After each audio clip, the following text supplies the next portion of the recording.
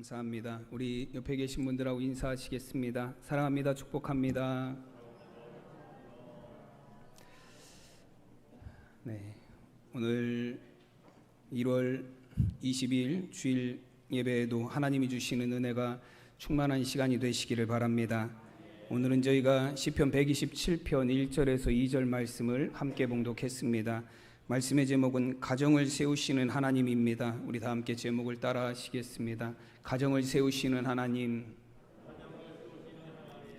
아멘. 오늘은 저희가 구정 명절을 맞아서 또 가족들이 함께 모이기도 하고 또 가족들이 이제 고향으로 떠나기도 하는 날입니다. 여러분, 오늘 설 명절이 어느 곳에서 있든지 우리 사랑하는 성은교회 모든 성도들의 가정에 하나님이 주신 은혜와 평안이 가득한 명절이 되시기를 바랍니다. 이스라엘 사람들도 새해가 있습니다. 이스라엘 사람들은 그 새해를 로쉬 하샤나라고 부릅니다. 그래서 해의 머리라는 의미를 갖고 있어요. 그래서 우리나라에서도 새해가 되면 새해 복 많이 받으세요 인사하는 것처럼 이스라엘 사람들도 새해가 되면 샤나토바라는 인사를 합니다. 샤나라는 건 해라는 의미를 갖고 있고 토바라는 건 좋다라는 뜻을 갖고 있어요. 좋다, 복되다라는 의미를 갖고 있습니다. 그래서 결국에 우리나라는 말로 풀어보면 똑같아요. 새해 복 많이 받으세요. 복된 새해가 되기를 원합니다. 이스라엘이나 우리나라뿐만 아니라 전 세계 모든 나라들을 살펴보아도 새해 인사들은 거의 다 동일합니다. 영어권에 있는 나라들은 여러분 새해 뭐라고 인사하죠? 해피 뉴 이어라고 해요. 그래서 행복한 한 해가 되기를 원합니다. 행복한 새해가 되기를 바랍니다. 그런 표현으로 인사를 합니다. 프랑스에서도 보나네라고 인사를 한다고 해요. 그것도 역시 마찬가지로 복된 한 해가 되기를 바랍니다. 그런 의미예요. 여러분, 새해 모든 인사들이 한 해를 시작하는 새해에 여러분 각 나라마다 하는 인사들이 다 어떤 인사냐면 새로운 해에는 당신이 더 행복했으면 좋겠습니다. 새로운 해에는 당신이 복되었으면 좋겠습니다라는 그런 인사들을 다 하고 있습니다. 아무래도 여러분 지난 한 해 어려웠던 모든 것들을 다 잊고 새로운 한 해는 하나님의 축복이 함께 하기를 바란다라는 그런 의미로 여러분 나라들에서 인사를 하는 것 같습니다. 인사뿐만 아니라 우리가 새해가 되면 먹는 음식들에도 그런 의미가 담겨져 있어요. 우리는 설날이 되면 여러분 뭘 먹죠? 네, 떡국을 드십니다. 이미 신정 때 드셨을 거예요. 어릴 때는 이제 설날이 돼서 떡국을 먹으면 한 살 더 먹는다 그래서 막 두세 그릇씩 먹고 싶었죠. 네. 근데 이제 나이가 들면서는 떡국을 안 먹고 싶은 그런 나이들이 다가오는 것 같습니다. 근데 이 떡국이 가진 의미가 단순히 나이를 한 살 더 먹는다라는 의미를 넘어서 예전에 우리 조상들이 떡국을 먹었던 의미는 이 떡은 가래떡이 처음에 나올 때 길게 나오잖아요. 그래서 길다라는 건 장수를 의미합니다. 그래서 그 떡국 안에 담겨져 있는 의미가 긴 떡을 통해서 우리의 삶이 장수하고 또 여러분 떡을 썰 때는 어떻게 썰죠? 동그란 모양으로 썰어요. 그 동그란 모양이 예전에는 엽전의 모양을 뜻했다 그래요. 그래서 동그랗게 썰어서 먹는 그 떡국은 돈을 상징하고 재물을 상징합니다. 그래서 새해 첫날에 떡국을 먹는 의미는 올 한 해가 또 우리의 삶이 건강하고 장수하고 또 재물적, 물적으로도 복을 누리는 한 해가 되기를 원합니다라는 그런 의미들을 담고 있습니다. 그럼 이스라엘 사람들도 새해가 되면 먹는 음식이 있습니다. 이스라엘 사람들은 뭘 먹냐면 사과에다가 꿀을 찍어 먹는다 그래요. 사과에다가 꿀 찍어 먹어본 적 있으세요?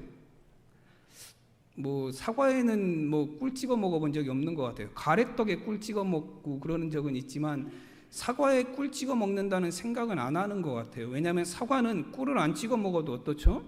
원래 달아요.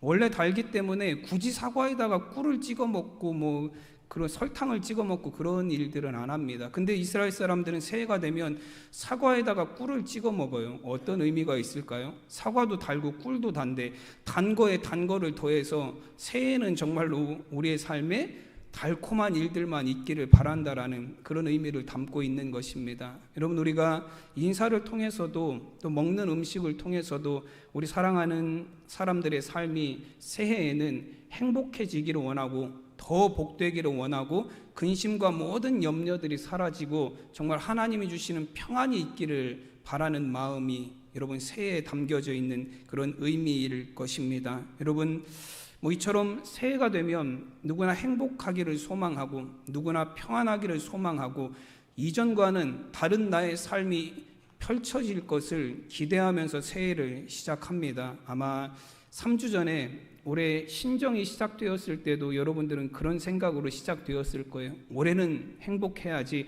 올해는 달라져야지, 올해는 회복되어야지 라는 그런 생각으로 시작되었을 겁니다. 근데 여러분 3주가 지나시니까 어떤 것 같으세요? 달라지고 있는 것 같으세요?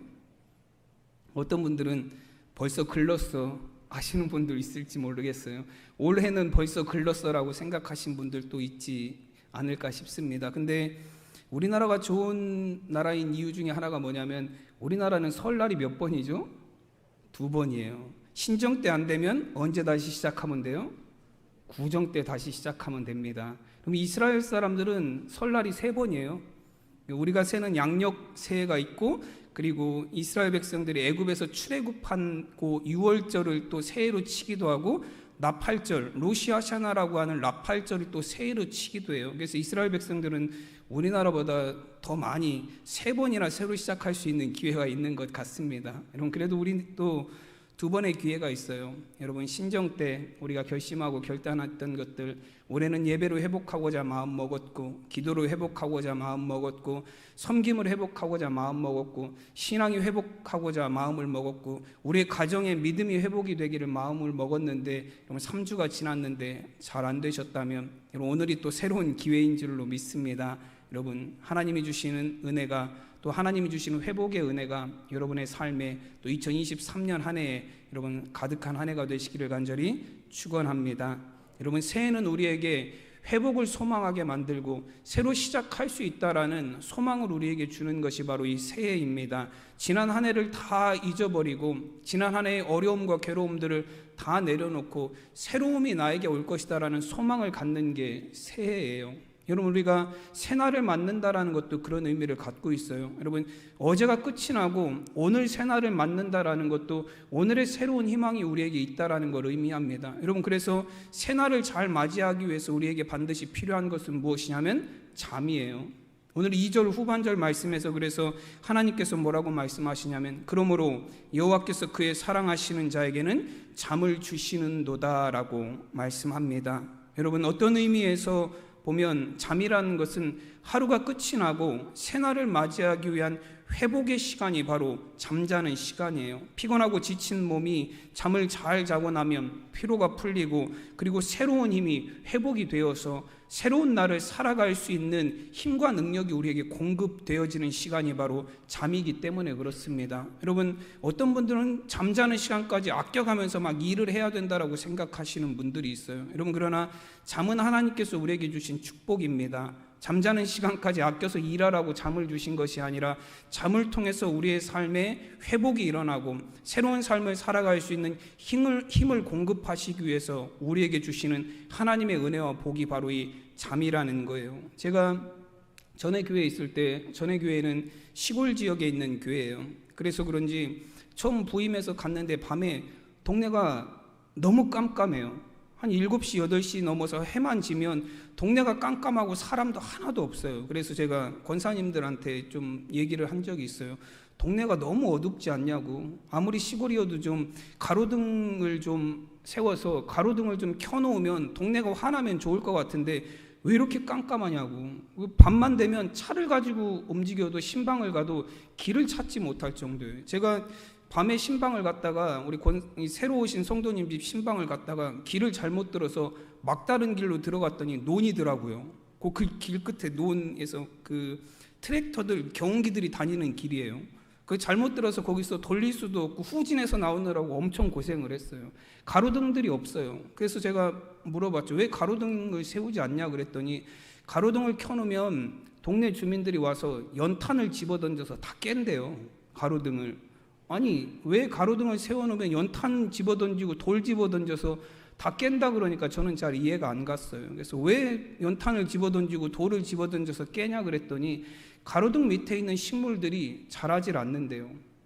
이게 열매가 연글지를 않고 이게 그 알맹이들이 들어야 되는데 알맹이들이 안 들고 쭉정이가 많대요. 콩이라든지 땅콩이라든지 그런 작물들이 가로등 밑에, 그 깨라든지 하는 작물들이 가로등 밑에서 자라면 그게 켜져 있으면 연글지를 않고 열매가 열질 않는데요. 그럼 식물도 밤에는 뭐 해야 된다는 거예요? 잠자야 된다는 거예요. 식물들도 밤에 잠을 자야 거기서 열매가 맺고 거기서 어떤 새로운 활력들이 솟아난다라는 그런 의미를 갖고 있어요. 여러분, 사람도 마찬가지로 잠을 잘 자야 우리가 힘찬 새날을 맞이할 수 있습니다. 우리 인생을 보면 인생의 3분의 1이 뭐 하는 시간이에요? 잠자는 시간이에요. 얼마나 잠자는 시간이 중요한가를 알 수 있습니다. 인생의 3분의 1이 잠자는 시간이다라는 건 우리가 잠을 어떻게 자느냐에 따라서 우리의 인생의 어떤 향방이 갈라질 수도 있다라는 것을 의미합니다. 여러분, 그래서 하나님께서는 사랑하시는 자에게 잠을 주십니다. 우리가 평안한 잠을 잘 수 있도록, 그래서 하나님의 은혜로 새로운 하루를 다시 시작할 수 있도록 하나님께서 우리에게 회복의 시간을 잠을 통해서 주십니다. 어떤 목사님이 이 잠에 대한 이야기를 하시면서 이제 설교하시는 내용을 들었는데 이런 얘기를 하시더라고요. 우리 교회 권사님이 한 분이 있는데 그 권사님은 30년을 교회를 다니셨지만 실제로 다닌 기간은 1년밖에 안 된다고. 잘 이해가 안 됐어요. 30년을 교회를 다녔는데 왜 1년밖에 안 다니셨지 했더니 30년 동안 교회 다녔지만 대부분 교회 나오셔서 주무셔서 깨어있는 시간은 1년밖에 안 된다고 그런 얘기를 하시더라고요. 네. 그럼 교회에 오는 시간이, 교회에서 앉아있는 시간이 얼마나 평안하면 잠을 주무시겠습니까? 잠은 피곤해도 오는 거지만 잠을 정말로 잘 잘 수 있는 때는 언제예요? 평안해야 돼요. 불안함이 없어야 되고 근심이 없어야 되고 초조함이 없어야 됩니다. 여러분, 지금도 우리 교회에 앉아있는 이렇게 성도님들을 보세요. 여러분, 이렇게 공개된 자리에서 지금은 설날이라서 좀 명절이라서 많이들 고향 가시고 해서 이제 많이들 빠지셨지만 그래도 100명이 넘는 성도님들이 이 좁은 공간 안에서 함께 예배를 드리고 있는데 여러분, 거기서 잘 수 있다는 건 대단히 평안하지 않으면 쉽지 않은 일이에요. 주변 사람들이 시선이 있는데 여기서 평안하게 잘 수 있다는 건 정말로 이 자리가 평안한 자리이고 모든 근심이 다 내려지는 자리이기 때문인 줄로 믿습니다. 여러분, 하나님의 집에서 평안하다라는 건 정말로 좋은 일이에요. 그래서 저는 성도님들이 교회에서 예배 시간에 조시는 거에 대해서는 크게 뭐라고 하지 않아요. 평안하시니까 하나님이 평안함을 주셔서 그래도 그 마음에 근심과 초조함과 불안을 세상 가운데 갖고 있었던 것들을 이 시간은 다 내려놓고 평안한 시간이 저 성도님의 누리는 시간이구나라는 생각을 하기 때문에 주무시는 분들에 대해서는 크게 뭐라고 하지 않습니다. 여러분, 그렇다고 해도 마음껏 주무시지는 마세요. 네. 여러분, 하나님께서 여러분에게 평안함을 주셔서 여러분 우리의 삶이 회복이 되기를 원합니다.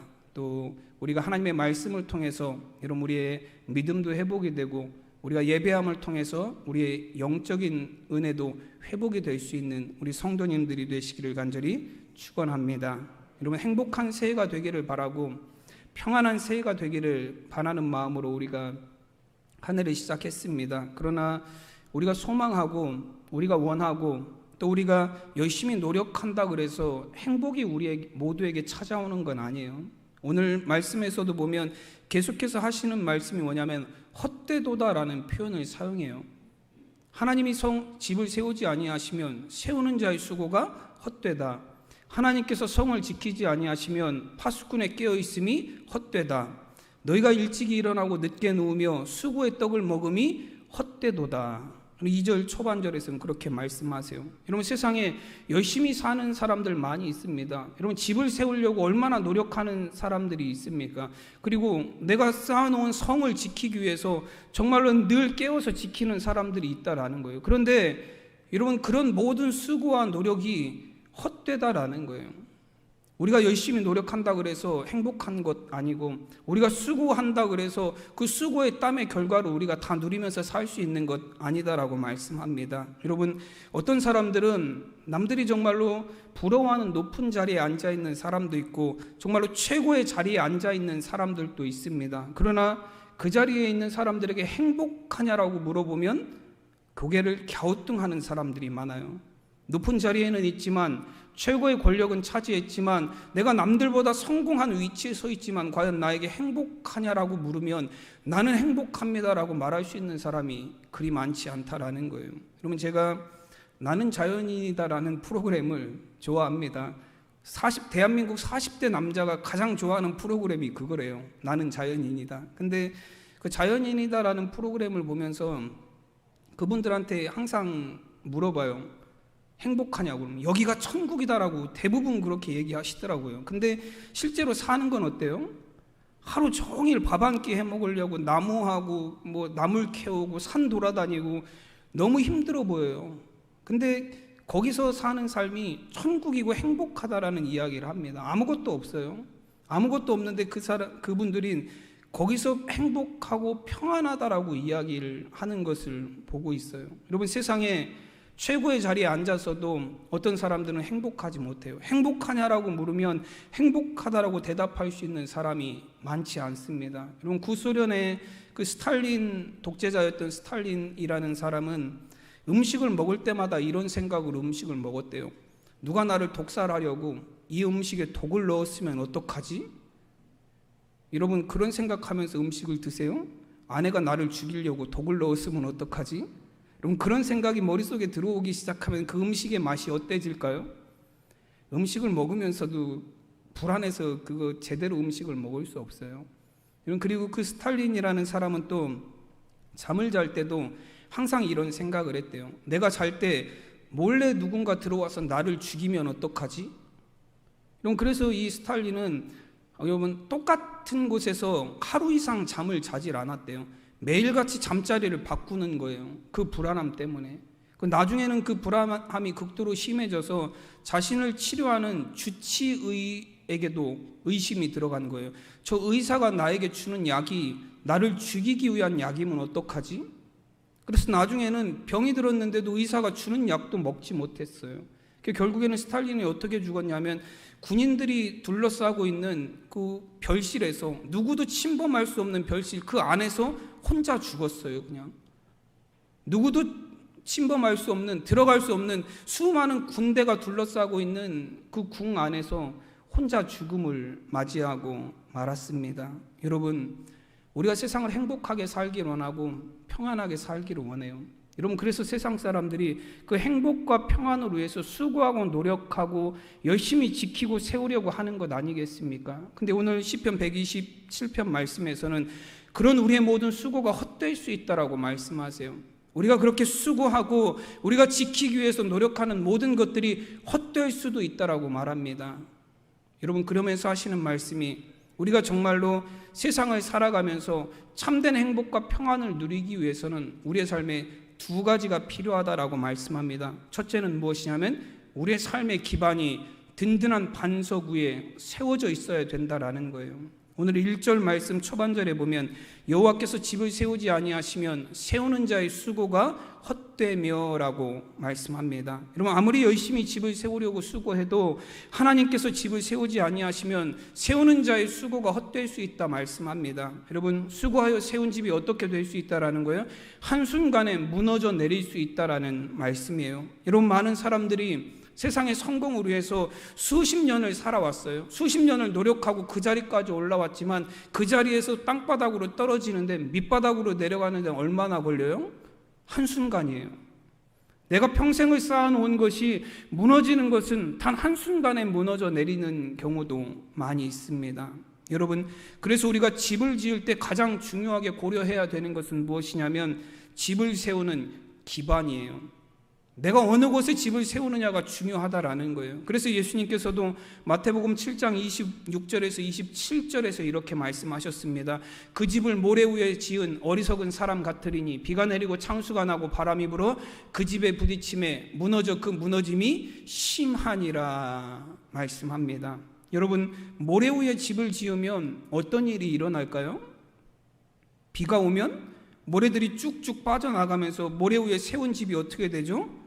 다 폭삭 무너져 내려요. 무너짐이 심하니라라는 말씀은 완전히 폭삭 주저앉았다라는 말이에요. 조금도 남아있지 않고 그 위에 세워놓은 집이 다 무너져 내렸다라는 상태가 바로 무너짐이 심하다라는 의미입니다. 모래 위에는 아무리 집을 잘 지어놔도, 아무리 멋진 집을 지어놔도, 아무리 견고한 집을 지어놔도 모래 위에 지어진 집은 무너질 수밖에 없어요.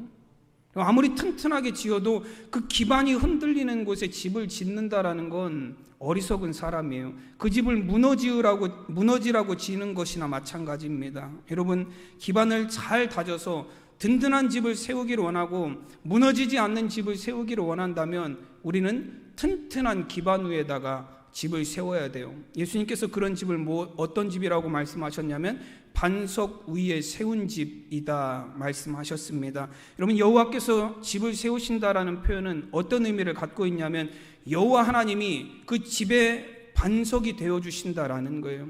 여호와 하나님께서 우리의 가정의 반석이 되어주시고, 여호와 하나님께서 우리의 삶의 반석이 되어주시고, 여호와 하나님께서 우리의 가정의 기초가 되어주셔서 세상 속에서도 흔들리지 않는 가정으로 우리의 가정을 붙들어 주신다라는 것입니다. 여러분, 그래서 시편 62편 2절에서 다윗은 이런 고백을 합니다. 오직 그만이 나의 반석이시오, 나의 구원이시오, 나의 요새이시니 내가 크게 흔들리지 아니하리로다. 아멘. 여러분, 다윗은 하나님이 나의 반석이시고, 하나님이 나의 구원이시고, 하나님이 나의 요새이시니 내가 흔들리지 않는다라고 고백을 합니다. 여러분, 시편 62편의 그 이후의 내용들을 살펴보면 다윗이 큰 고난 가운데 있는 걸 알 수 있어요. 시편 62편 3절에서 4절 말씀해 보면 넘어지는 담과 흔들리는 울타리 같이 사람을 죽이려고 너희가 일제히 공격하기를 언제까지 하려느냐. 그들이 그를 그의 높은 자리에서 떨어뜨리기만 꾀하고 거짓을 즐겨하나 입으로는 축복이요 속으로는 저주로다 말씀합니다. 여러분, 다윗의 대적들이 많았어요. 다윗을 죽이려고 공격하는 사람들이 있었습니다. 겉으로는 축복하는 척하지만 입으로는 좋은 말하고 입으로는 칭찬하는 것 같지만 속으로는 저주하면서 온갖 거짓과 술수로 다윗을 왕의 자리에서 높은 자리에서 끌어내리려 하는 사람들이 주변에 가득했습니다. 여러분, 그러나 다윗은 그런 그들의 공격 속에서도, 그들이 대적하는 가운데서도, 그들이 거짓과 술수로 다윗을 모함하는 상황에서도 다윗은 나는 크게 흔들리지 않는다라고 고백하고 있습니다. 왜냐하면 다윗은 반석이신 하나님 위에 자신의 삶을 세워놨기 때문에 그렇습니다. 여러분, 시편 62편 5절에서 다윗은 또 고백을 해요. 나의 영혼아 잠잠히 하나님만 바라라. 물은 나의 소망이 그로부터 나오는도다. 아멘.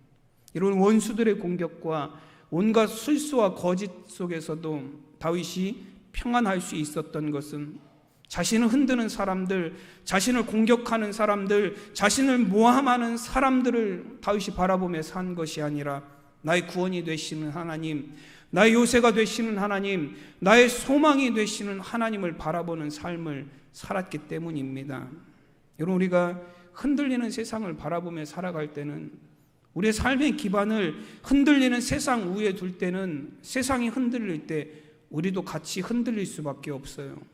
제가 예전에 우리 성도님들을 태우고 병원 신방을 가다가 그 신호에 이렇게 딱 서서 대기하고 있었어요. 앞에 빨간 신호가 돼서 차를 세워놓고 기다리고 있는데 1차선, 2차선, 3차선에 이제 쭉 서 있고, 제가 가장 안쪽 차선에 서 있었고, 제 옆에 버스가 한 대, 제 차 옆에, 봉고차 옆에 커다란 버스가 서 있었습니다. 그래서 이제 신호를 대기하면서 기다리고 있는데, 이제 우리 권사님 중에 한 분이 갑자기 소리를 막 지르시는 거예요. 하면서 차가 뒤로 밀린대요. 목사님, 차가 뒤로 밀려요, 막 그러더라고. 그래서 저도 깜짝 놀라서 옆 창문을 봤더니 정말 우리 차가 뒤로 막 가는 거예요. 그래서 제가 브레이크를 꽉 밟았어요. 근데 뒤로 원래 가는 거면 브레이크를 밟으면 어떤 느낌이 있어야 되죠? 차가 탁 쓰는 느낌이 있어야 되는데 차가 안 쓰고 계속 뒤로 가요. 깜짝 놀라서 봤더니 우리 차가 가는 게 아니라 옆에 버스가 앞으로 가는 거예요. 우리 차는 가만히 있는데 옆에 버스가 앞으로 가니까 그 권사님이 옆에 버스를 보고 있었어요. 버스가 앞으로 가니까 내 느낌은 어때요?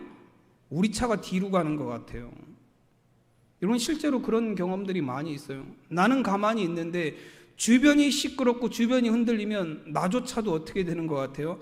같이 흔들리는 것 같은 느낌을 받을 수밖에 없습니다. 여러분, 우리가 세상을 바라보게 되면, 우리가 주님이라는 반석 위에 서서도 세상을 바라보게 되고 우리의 관심이 세상을 향해 가 있고, 여러분, 내가 세상을 향해서 나의 시선을 돌리게 되면 우리도 세상이 흔들릴 때, 우리가 바라보는 그 세상이 흔들릴 때 우리도 같이 흔들릴 수밖에 없다라는 거예요. 여러분, 다윗은 고백합니다. 나는 하나님께만, 나의 구원이 되시는 하나님, 나의 소망이 되시는 하나님, 나의 능력이 되시는 하나님만 바라보겠다라고. 내가 세상을 바라보는 게 아니라 하나님을 바라보겠다고. 왜냐하면 구원의 소망이 하나님께로부터 나오기 때문이다라고 고백을 합니다. 여러분, 하나님을 바라보며 살아가는, 여러분, 하나님이라는 반석 위에 우리의 삶의 터전을 세울 수 있는 성도님들이 되시기를 바랍니다. 그래요, 여러분, 세상이 흔들려도, 세상의 고난이 아무리 우리를 흔들어 대려고 하여도 우리가 그 반석 위에만 서 있으면 우리는 흔들리지 않을 수 있습니다. 그럼 우리가 행복하고 평안한 삶이 되기 위해서 두 번째 우리에게 필요한 것은 하나님께서 우리의 삶을 지켜주시고 하나님이 우리의 가정을 지켜주셔야 합니다. 오늘 1절 후반절 말씀해 보면 여호와께서 성을 지키지 아니하시면 파수꾼의 깨어있음이 헛되도다라고 말씀합니다. 그럼 시편 127편은 그 시의 제목을 보면 솔로몬이 지은 시라고 되어 있습니다. 이제 솔로몬이 지은 시가 몇 개 되지 않는데요. 그 몇 개 되지 않는 시 중에 시편 127편이 있습니다. 여러분, 이 솔로몬이 왕이 되고 나서 7년 반 동안 하나님의 성전을 지었고 성전을 완공한 다음에 그 이후에 13년 동안 솔로몬 왕궁, 자신의 왕궁을 지었어요. 근데 이 왕궁을 지으면서 15만 명의 일꾼들이 동원이 됐습니다. 그리고 13년을 그 왕궁을 지었어요. 여러분, 15만 명의 사람들이 13년을 지었으면 얼마나 대단한 왕궁을 지었겠습니까? 실제로 이 솔로몬의 왕궁은 적들이 침입해서 이 왕궁으로 들어왔을 때를 방어하기 위한 철저한 설계를 갖고 지어졌다 그래요. 그래서 적들이, 외부에서 적들이 들어오면 문이 4개가 있대요. 통과해야 되는 문이 4개가 있대요. 막 열심히 희생을 해서 군인들이 막 쳐들어와서 막 뚫어내고 첫 번째 문을 통과하면 또 하나 문이 있대요. 그러면 그 쳐들어왔던 군인들이 당황한대요. 문을 뚫고 들어왔는데 아니 또 문이 있네. 그리고 거기에 또 군대가 있어요. 그래서 또 열심히 싸워서 그 문을 함락시켜서 쳐들어가서 들어가면, 그 문을 뚫고 들어가면 또 뭐가 있어요? 또 문이 있어요. 그 세 번째 문 정도를 만나게 되면 쳐들어왔던 군인들이 걱정하기 시작한대요. 이거 또 뚫고 들어가면 또 문이 나오는 거 아니야? 우리가 함락해야 될 성이 나오는 게 아니라 또 문이 나오는 거 아니야? 라는 걱정과 불안함이 들기 시작한다고 합니다. 여러분, 솔로몬의 왕궁이 그렇게 철저하게 적들의 침입에 대비하기 위해서 완전하게 지어진 성이라는 거예요. 여러분, 그러나 솔로몬이 지은 그 왕궁도 하나님이 지키시지 아니하시니, 여러분, 솔로몬이 그렇게 든든하게 세워놓은 왕국도 하나님이 지켜주시지 아니하니, 여러분, 솔로몬이 죽고 난 이후에 그 아들 르호보암 왕 때에 이르러서 그 왕국이 어떻게 됐죠? 2개로 나뉘게 됐어요. 북쪽에는 여로보암이라는 사람이 다스리게 되고 남쪽만 솔로몬의 아들인 르호보암이 다스리는 나라가 되었습니다. 여러분, 하나님이 지키시지 아니하시면 아무리 든든하게 세워놓은 성도, 아무리 든든하게 세워놓은 왕국도 무너지고 쪼개지게 되어 있습니다. 여러분, 하나님이 성을 지키시지 아니하시면 파수꾼의 깨어있음이 헛되다라고 말씀하셨습니다. 이 말씀은 어떤 의미입니까? 파수꾼이 깨어서 적들이 쳐들어오는 것을 보아도 아무 소용이 없다라는 거예요. 그 성을 지킬 능력이 없으면 파수꾼이 깨어있는 게 무슨 소용이 있겠느냐라는 말씀입니다. 집을 세우는 것에서는 기반이 중요하다면 여러분, 성을 지키는 것에서는 능력이 중요하다라는 말씀을 하고 계시는 거예요. 파수꾼이 아무리 깨어 있어서 적들이 쳐들어오는 걸 미리 경고하여도 성을 지켜낼 능력이 없으면 파수꾼이 깨어 있는 것이 아무 소용이 없다라는 말씀이에요. 그래서 시편 62편 9절 말씀에서 다윗은 이런 한탄을 합니다. 아, 슬포도다. 사람은 입김이며 인생도 속임수이니 저울에 달면 그들은 입김보다 가벼우니라. 여러분, 사람은 약하다는 거예요. 사람은 위험이 다가오는 것을 알아도 스스로를 지킬 능력이 없으며, 죽음이 우리 앞에 다가오는 것을 알아도 우리는 죽음에서 어떻게 할 수 있는 힘이 없는 연약한 인생이다라는 것입니다. 여러분, 62편 9절이 다른 번역본 성경에서는 존귀한 자도 천한 자도라는 표현을 사용하고 있어요. 이건 어떤 의미냐면, 세상에서 아무리 큰 권력을 갖고 살았던 사람도, 세상에서 아무리 높은 자리를 갖고 살았던 사람도 자신의 인생을 스스로 어떻게 할 수 없는 연약한 인생이다라는 거예요. 여러분, 아무리 스스로를 단단하게 무장을 해도 무너지기 쉬운 것이 우리의 인생입니다.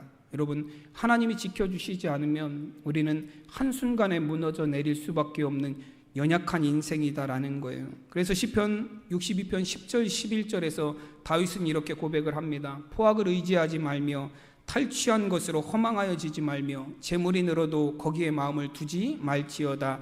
하나님이 한두 번 하신 말씀을 내가 들었나니 권능은 하나님께 속하였다 하셨도다.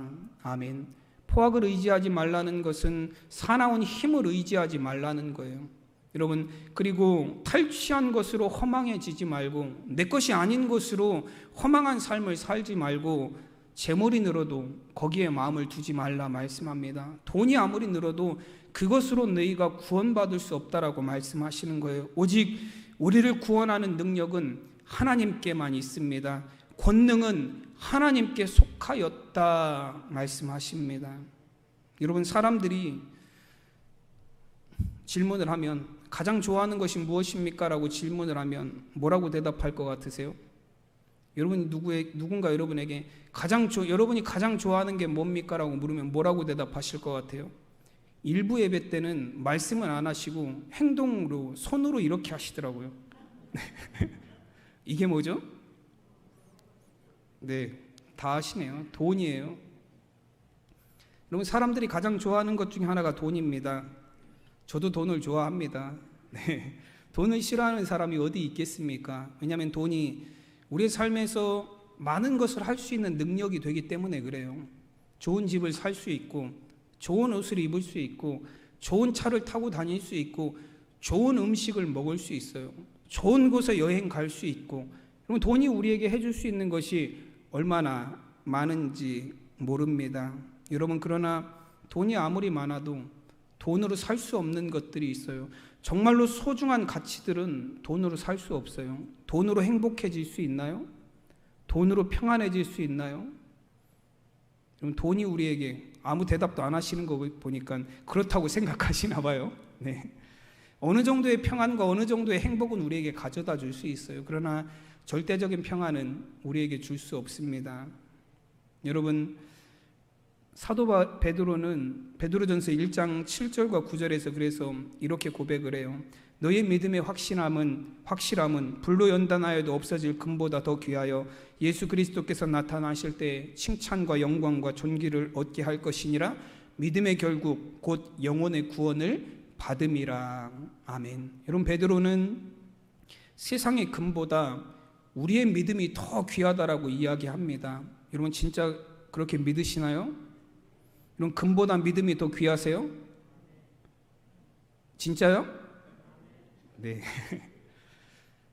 베드로의 고백처럼 금보다 믿음이 귀하다라는 여러분 참 믿음이 있으시기를 바랍니다. 여러분, 세상 금으로 우리가 많은 걸 살 수 없지만 여러분, 금으로 살 수 없는 절대적인 평안을 우리는 믿음을 통해서 얻을 수 있기 때문에 그렇습니다. 믿음의 결국은 무엇이냐면 믿음의 결과는 우리의 영혼의 구원이다 말씀합니다.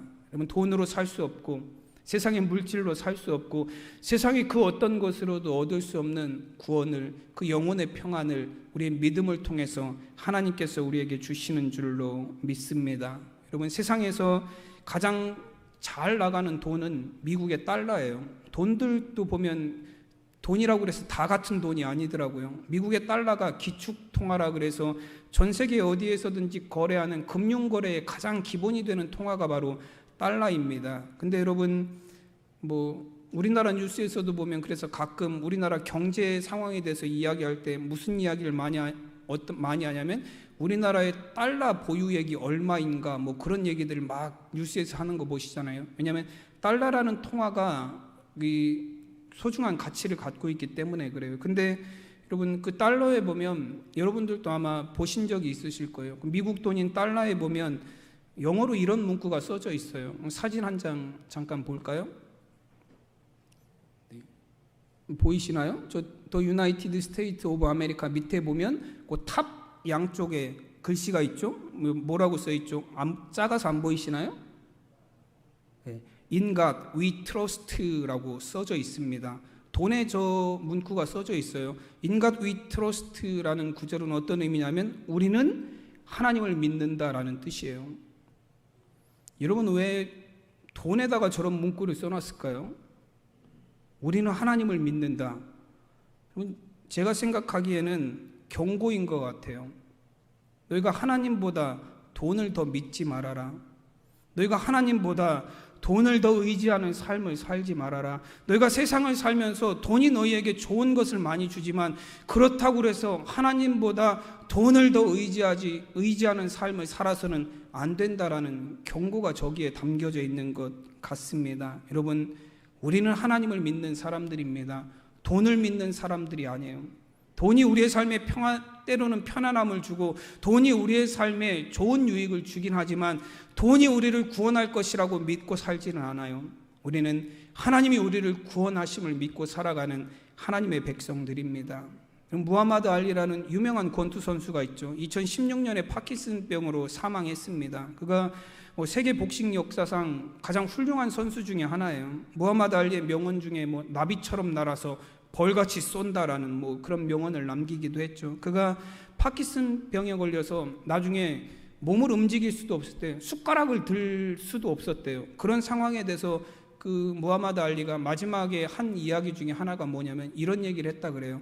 사람보다 신이 더 강하다는 걸 보여주시기 위해서 나에게 이 병을 주셨다. 그러면 무하마드 알리가 한 마지막 이야기래요. 사람보다 하나님이 더 강하다는 걸 보이시기 위해서, 사람이 얼마나 연약한 존재인지를 깨닫게 하기 위해서 나에게 이 병을 주셨다라는 거예요. 여러분, 한때는 세계에서 가장 강한 주먹을 갖고 있는 사람이었고 그 주먹 앞에 서면 누구라도 쓰러지지 않는 사람이 없었던 강한 사람이었지만 여러분, 결국 그도 74세의 나이에 손가락 하나 까딱할 수 없는 인생의 연약함, 죽음 앞에 서게 되었습니다. 여러분, 우리는 스스로를 지킬 능력이 없어요. 강한 것 같지만 아무리 강한 사람이라 할지라도 죄와 사망에서 우리를 스스로 지켜낼 능력을 가진 사람은 아무도 없습니다. 오직 권능은 하나님께만 있습니다. 우리를 죄로부터 지켜주시고 우리를 사망으로부터 건져주시는 구원의 능력은 오직 하나님께만 있습니다. 그러므로 우리는 세상의 헛된 것들을 의지하는 삶이 아니라, 세상의 재물과 세상의 힘과 권력을 의지하는 삶이 아니라 우리를 구원하시는 권능이 있으신 하나님을 의지하며 살아가는 삶을 살아야 될 줄로 믿습니다. 여러분, 2023년 한 해 우리 성도님들의 가정에, 또 성도님들의 삶에 하나님이 반석이 되어주시는 삶이 되시기를 간절히 축원합니다. 하나님이 여러분들이 세우신 가정과 삶을 지켜주셔서 하나님이 주시는 참된 평안과 행복을 누리시는 귀한 한 해가 되시기를 간절히 축원합니다. 기도하겠습니다. 하나님 아버지 은혜와 사랑을 감사드립니다. 2023년 하나님 구정 명절을 맞이하게 하시고 하나님 이 명절이 주일임에도 우리가 하나님 앞에 함께 모여 예배하게 하시니 감사드립니다. 하나님, 명절에 오고 간 우리 성도들의 걸음을 지켜주시고 하나님, 저들의 가정에 하나님의 평안과 은혜를 허락하여 주셔서 정말로 이 명절이 하나님과 함께 즐거운 명절이 되게 하여 주시옵소서. 특별히 우리 성은교회 모든 성도들의 가정마다 하나님 반석 위에 하나님 세워주셔서 흔들리지 않게 하여 주시고 하나님 세운 것들을 하나님이 지켜주셔서 세상에서도 하나님이 주시는 참된 평안을 누리는 믿음의 가정들 되게 하여 주시옵소서. 감사하며 우리 주 예수 그리스도의 이름으로 기도드리옵나이다. 아멘.